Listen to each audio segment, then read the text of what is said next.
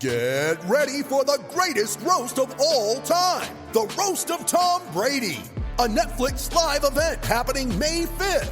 Hosted by Kevin Hart, the 7-time world champion gets his cleats held to the fire by famous friends and frenemies on an unforgettable night where everything is fair game. Tune in on May 5th at 5 p.m. Pacific time for the Roast of Tom Brady, live only on Netflix.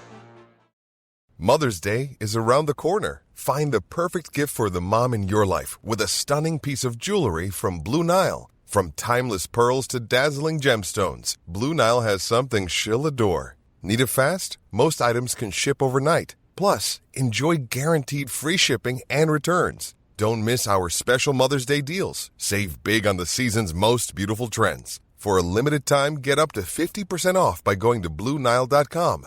That's BlueNile.com. You ready? Showtime. On May 3rd, summer starts with The Fall Guy. Let's do it later. Let's drink a spicy margarita. Make some bad decisions. Yes! Audiences are falling in love with the most entertaining film of the year. Fall Guy. Fall Guy? Fall Guy. That's what the poster said. See Ryan Gosling and Emily Blunt in the movie critics say exists to make you happy. Trying to make it out? Nope. Because I don't either. It's not what I'm into right now. What are you into? Talking. Yeah. The Fall Guy. Only in theaters May 3rd. Rated PG-13. Thanks for choosing this free Anfield Index podcast. If you'd prefer to listen to this or any of our other shows without adverts, then now's the time to check out Anfield Index Pro. With AI Pro, you can supercharge your entire listening experience. You'll not only get all of our podcasts without the ads, but you'll have them far faster with our Quick Publish feature available exclusively for subscribers. AI Pro also puts you in the heart of our sound studio, with an option to listen to many of our shows live and interact with the podcasters in real time as the shows are recording. Upgrading couldn't be easier. AI Pro is available on all popular podcast platforms, and we have our own apps for Apple and Android.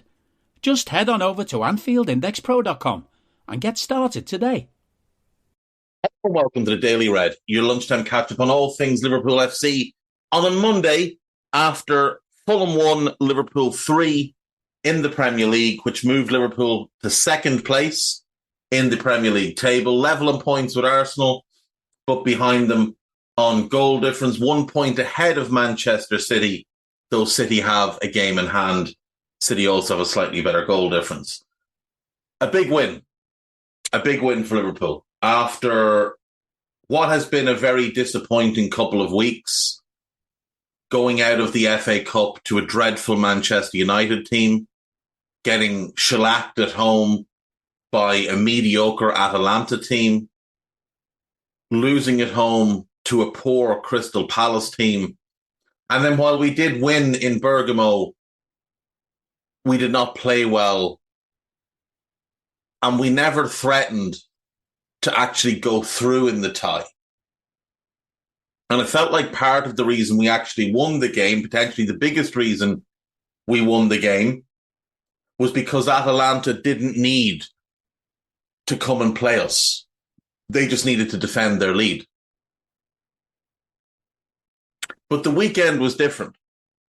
Again, I don't think we played particularly well. First half was flat out poor.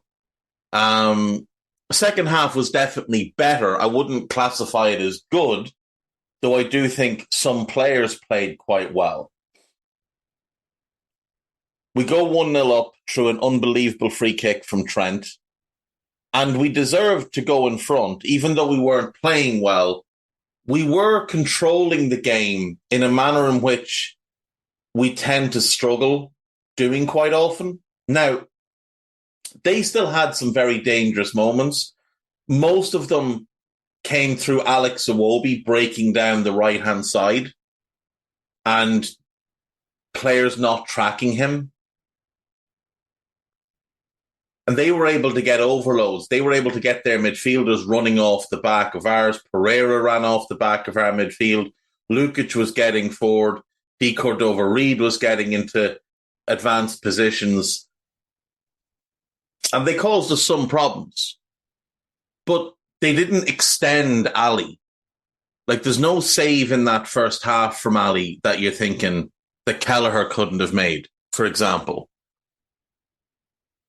So we go 1-up through Trent.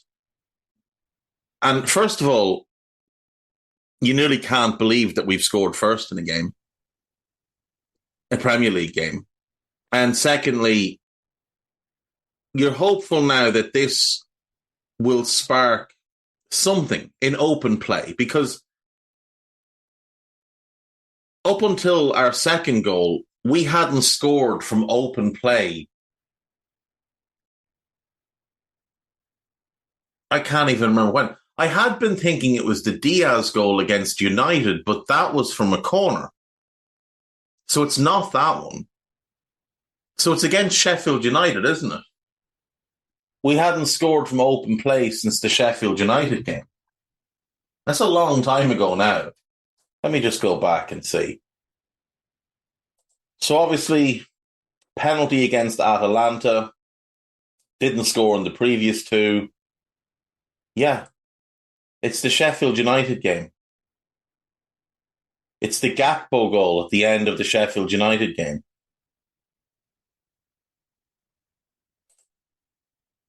Dreadful. A dreadful run without scoring from open play.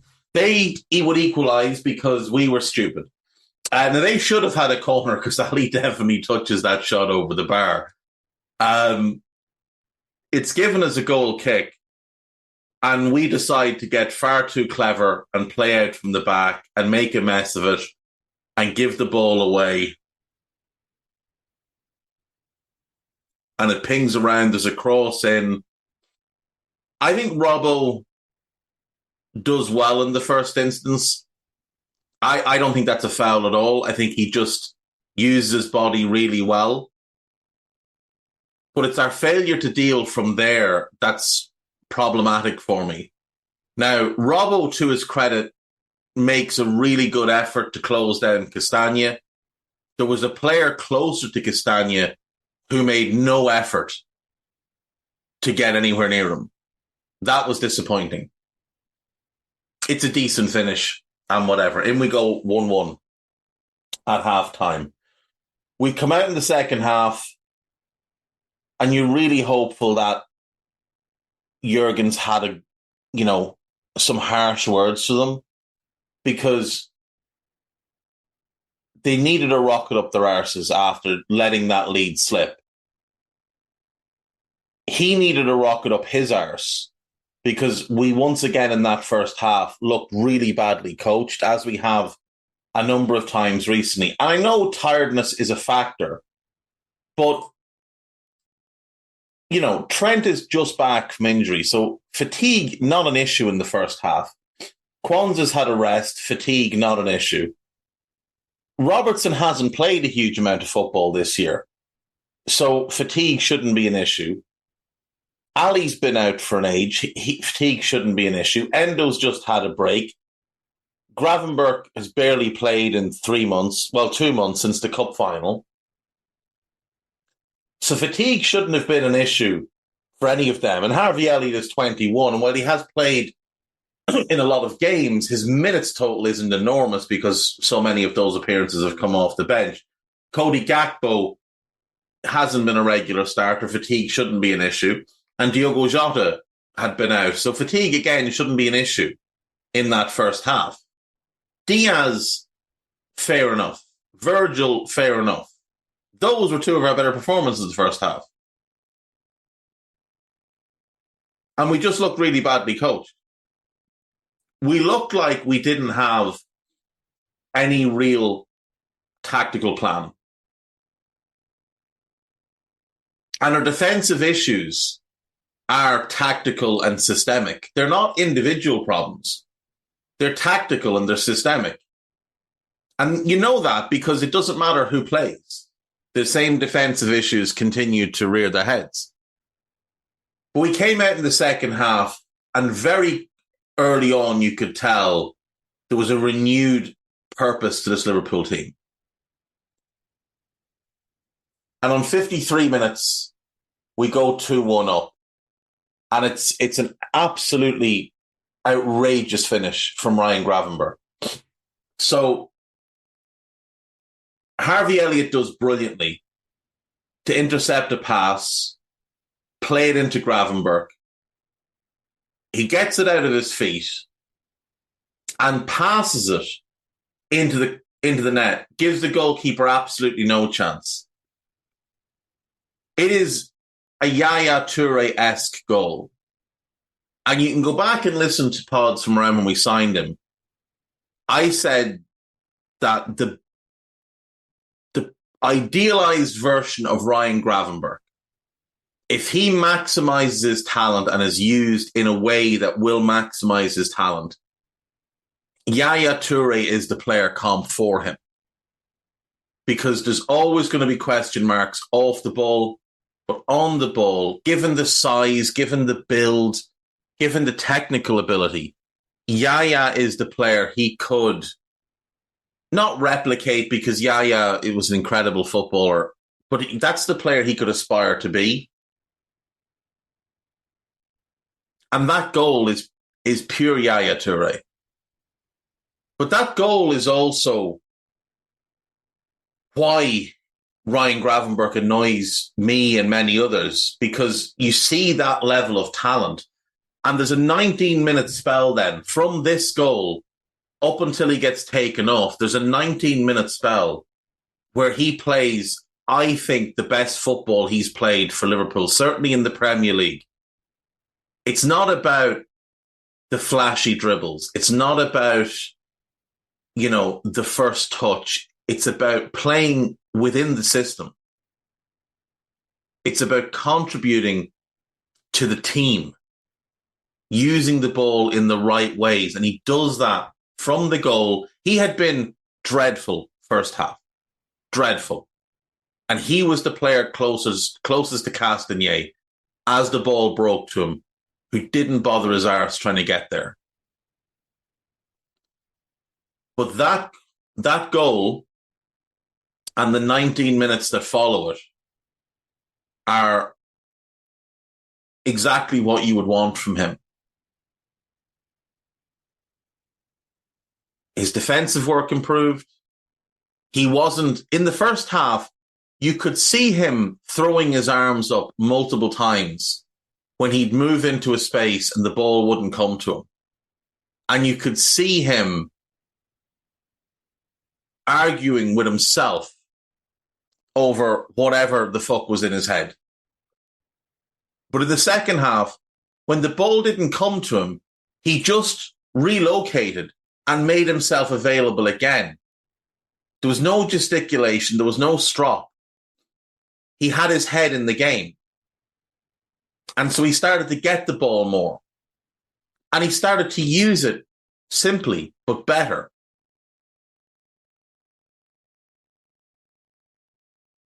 He has a really good involvement then in our third goal. Virgil plays the ball into him. You can visibly see Virgil let him know that he can turn. He turns and feeds it into Cody. Doesn't take anything out of the ball. Doesn't slow the game down. Gets it to Cody as quickly as possible. Cody drives on, feeds in Diogo Jota, times his run perfectly, and Jota finishes. After Jota had an absolute stinker of a performance, he, in a very typical Diogo Jota way, scores. And that gave us a 3-1 win. And that is huge, absolutely huge, because we have two more tough away games to come this week. We play Everton at Goodison on Wednesday. Now, they are dreadful, like absolutely dreadful. Blessed yesterday to win 2-0 against Nottingham Forest. Forest denied 3 absolute stonewall penalties, all of them on Ashley Young, 2 of them clear yellow card offences as well. And Forest have rightly, in my view, come out and slammed the PGMOL. They put up a statement on Twitter or X, whatever way you want to describe it. And look, I support them doing it. And I know people, like the company men, Carragher and Neville, immediately bootlicking their way to slandering Nottingham Forest, calling for people to lose their jobs. Do you think that tweet was sent without authorization from above, you absolute dickheads?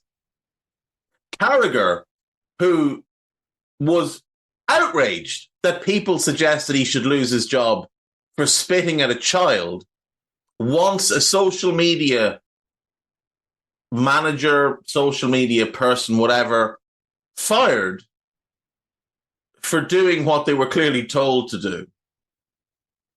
What an absolute dickhead. What an absolute dickhead Jamie Carragher is. And Gary Neville, I mean, we know how he is. We know how Gary Neville is. We know how his mind works. Company men doing what's right to keep the status quo. When people wonder, like I saw Miguel Delaney tweet that the FA had confirmed they were going to investigate the post by Forest because it brought the integrity of the game into question. The idea that there's any integrity left in this game is laughable, absolutely laughable. The idea that there's any integrity left in Sky's coverage of the game is also laughable. And a big part of that is the behaviour of Carragher and Neville and the stances they take, which they'll put forward as their own, but they're bought and paid for. These are bought and paid for shills. It's what they are. So a way to fuck with the pair of them. Fair play to Forest. More teams should do this. More teams should do this. And when they tell Forest, we're going to fine you, Forest should say, absolutely not. We're not paying. We'll happily go to court. And let's have it all out in the open. Let's have every bit of this out in the open. Let's go through the litany of errors made by the PGMOL. And let's see if anybody actually believes that these are all just human error. VAR was introduced to correct human error. And this past weekend, we have seen some shocking decisions. Those three stand out a mile, but I assume we've all seen Jack Grealish play basketball or volleyball more accurately, slapping Cole Palmer's free kick out of the air. Mother's Day is around the corner. Find the perfect gift for the mom in your life with a stunning piece of jewelry from Blue Nile. From timeless pearls to dazzling gemstones, Blue Nile has something she'll adore. Need it fast? Most items can ship overnight. Plus, enjoy guaranteed free shipping and returns. Don't miss our special Mother's Day deals. Save big on the season's most beautiful trends. For a limited time, get up to 50% off by going to BlueNile.com. That's BlueNile.com. Hey there. Did you know Kroger always gives you savings and rewards on top of our lower-than-low prices? And when you download the Kroger app, you'll enjoy over $500 in savings every week with digital coupons. And don't forget fuel points to help you save up to $1 per gallon at the pump. Want to save even more? With a Boost membership, you'll get double fuel points and free delivery. So shop and save big at Kroger today. Kroger, fresh for everyone. Savings may vary by state. Restrictions apply. See site for details. Support for this podcast and the following message come from Corient. Corient provides wealth management services centered around you. They focus on exceeding your expectations and simplifying your life. Corient has been helping high achievers just like you enjoy their lives more fully, preserve their wealth, and provide for the people, causes, and communities they care about. As one of the largest integrated fee-only registered investment advisors in the U.S., Corient has deeply experienced teams in 23 strategic locations. Corient has extensive knowledge spanning the full spectrum of planning, investing, lending, and money management disciplines. Leverage Corient's exclusive network of experts to craft custom solutions designed to help you reach your financial goals, no matter how complex they may be. Real wealth requires real solutions. For more information, connect with a wealth advisor today at Corient.com. That's Corient.com. Corient.com. I don't need a VPN. I've got nothing to hide. This is what I used to tell myself before I hooked up with LibertyShield.com. Not only is my home internet now fully encrypted, but I can now access all the websites I want. whenever I want, and do so from absolutely anywhere. As a Liverpool fan, I love to know I can now watch every match, regardless of whether it's on UK TV or not. My Liberty Shield VPN makes sure nothing is blocked and guarantees me super fast streaming speed throughout that match. You can get connected right now with their software package, which includes a 48-hour no-obligation free trial and instant access to their apps for Apple, Android, Fire TV, PC, Mac, and Android TV. Or go a step further like I have and get one of their pre-configured VPN routers. These small but powerful devices allow you to easily connect every device in your home to VPN, making it the perfect solution for smart TVs, Mac boxes, and games consoles. Visit libertyshield.com today and use coupon code AIVPN25 to get 25% off at checkout. Not given as a penalty. Bizarre.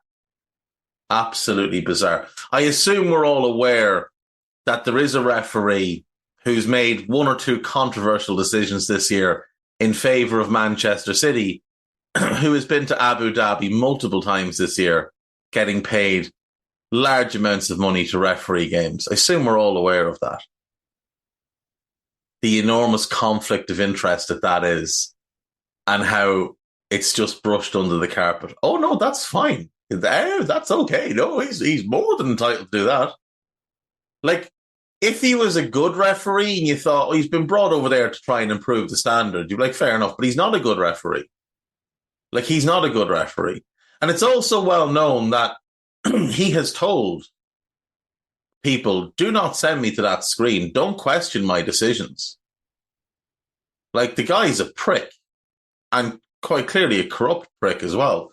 On This Is Anfield. Oh, I was talking about us playing Everton, wasn't I? And I kind of got sidetracked there. Anyway, we play Everton on Wednesday. We should beat them, but it is a derby. Then we go to West Ham on Saturday. We should beat them, but it is a 12:30 kickoff. Now, they've just been battered by Crystal Palace, a 5-2 defeat that really flattered West Ham.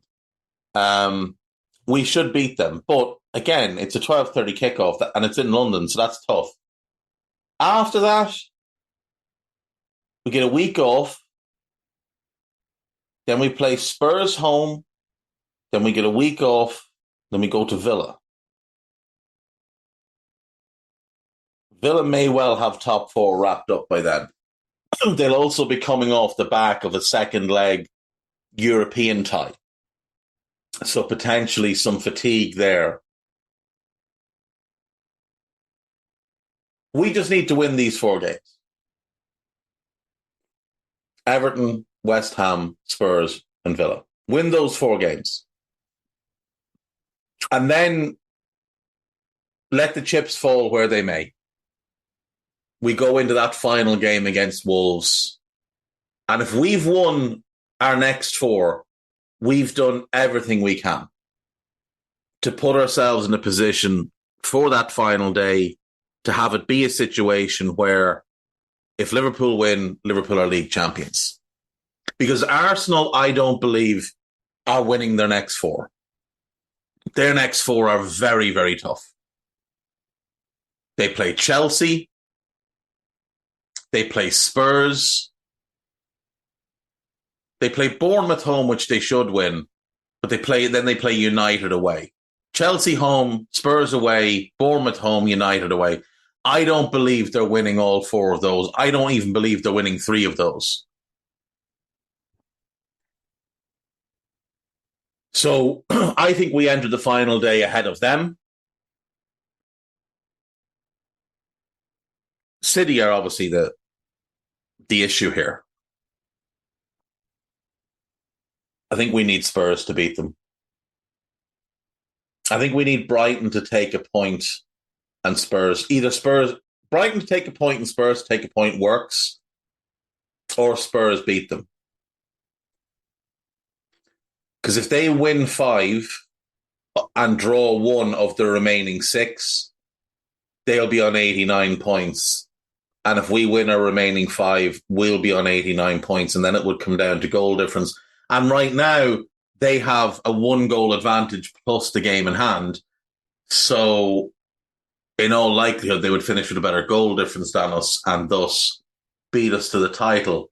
Then you would have to ask further questions about the integrity of the game, considering what took place at the Tottenham Stadium earlier this season. Then it becomes really interesting in terms of how the club react. There's nothing that can really be done, but I'd be very curious to see how the club react. Loads on This Is Anfield after yesterday's game. Player ratings, a piece about Mourinho being spotted, a piece about how our midfield has drastically improved in terms of goal scoring when compared to last year. Last year, we got 6 goals from our midfield. 3 from Curtis, 2 from Harvey, and 1 from Stefan Bajcetic. Bobby Clark has 1, Harvey has 2, Gravenberch has 3, Jones has 5, Alexis has 6, and Szoboszlai has 7. We also got a goal from Endo in the league, maybe 2 from Endo in the league.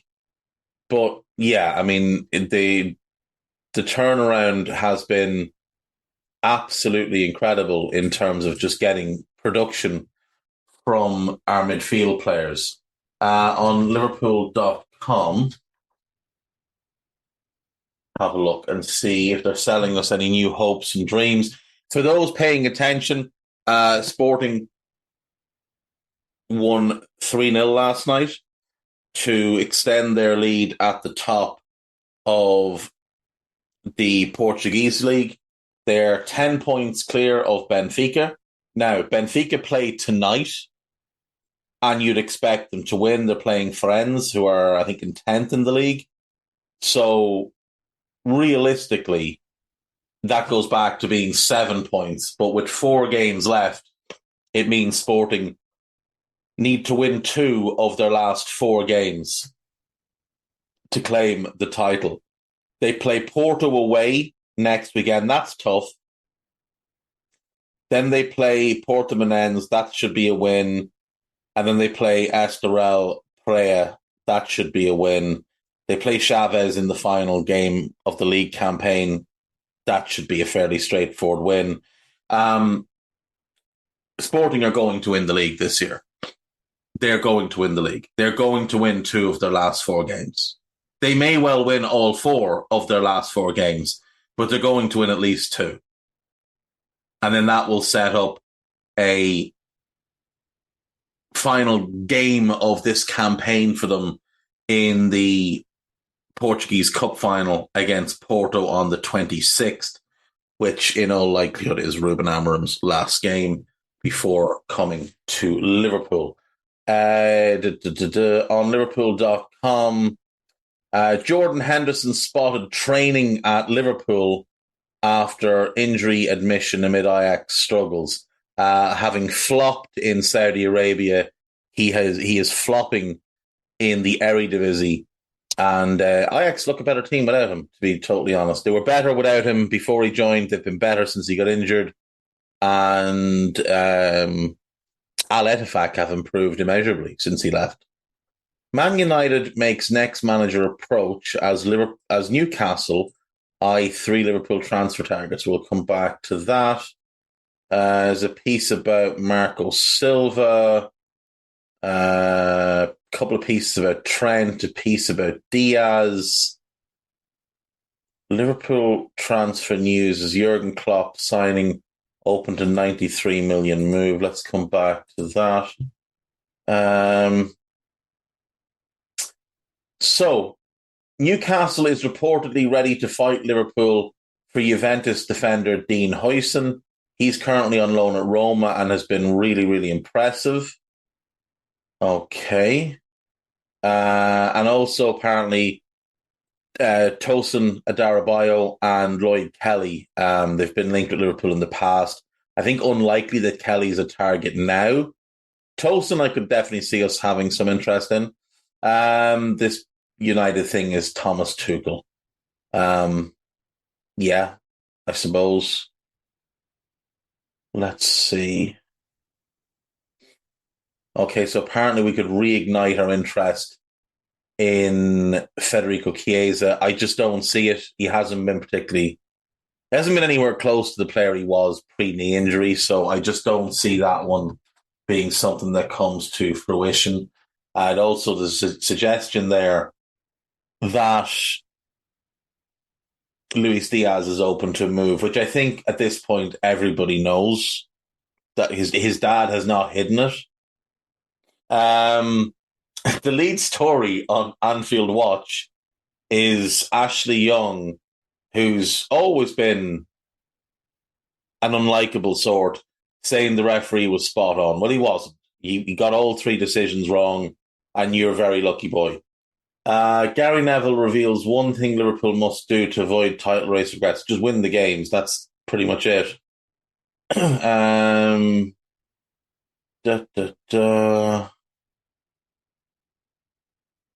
a piece about Harvey Elliott. There's a piece about Jurgen. Sam Maguire has a new piece up about Endo and what we might look to do in midfield. Over the weekend, we were linked by a couple of different people to Alan Varela. I think he would be perfect next to Alexis in a double pivot under Amorim. There's a piece about Rodrigo Muniz, who there is some rumblings that he's a player that we do like and might be somebody that we might look at. We're being linked with a left back from Fenerbahce. I don't know much about this player, must say. Ferdi Kadioglu. He looks a decent player that the handful of games I've seen him. My question would be, are we really going to sign a fella who's only played in Turkey for 26 million? I just don't see it. I really don't see it. He'll be 25 later this year. He's a Turkish international. He's born in the Netherlands and grew up in the Netherlands and played for NEC, the club that Pep and Linders failed at.